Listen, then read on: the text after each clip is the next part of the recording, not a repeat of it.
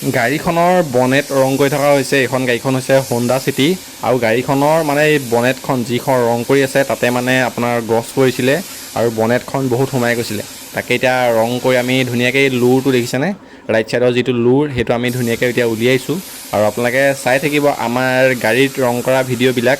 আমাৰ চেনেলটোত যিহেতু গাড়ীত ৰং কৰা ভিডিঅ'বিলাক দি থকা হয়, আৰু আপোনালোকে চেনেলটো ছাবস্ক্ৰাইব কৰি ল'ব যাতে গাড়ীত ৰং কৰা আৰু সম্পূৰ্ণ ভিডিঅ' আহিব মানে গাড়ীত। আৰু আমাৰ ইয়াত যিহেতু গাড়ীত এই চেনেলটোত যিহেতু গাড়ীত ৰং কৰা ভিডিঅ'বিলাকে দি থকা হয়, আপোনালোকে চাব আৰু ছাবস্ক্ৰাইব কৰি থ'ব চেনেলটো।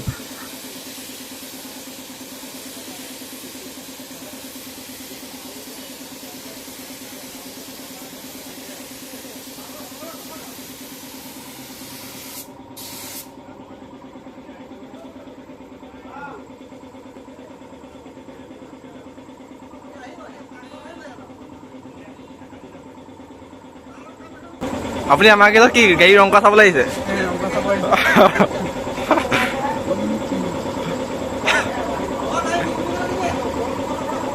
এখেতে হেনো বোলে ৰং কৰা চাবলৈ আহিছে, ৰং কেনেকুৱা কৰিছে তাকে।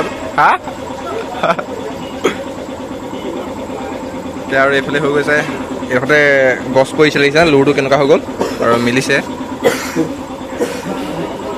আৰু গাড়ীখন ধুনীয়াকৈ ৰং মাৰি হৈ গ'ল। আৰু ভিডিঅ'টো ভাল লাগিলে লাইক এটা কৰিব, পেজটো ফ'ল' কৰি থ'ব আৰু চেনেলটো ছাবস্ক্ৰাইব কৰি থ'ব যাতে গাড়ীত ৰং কৰা ভিডিঅ'বিলাক আপোনালোকে পাই থাকে। আজিলৈ ইমানেই, বাই বাই।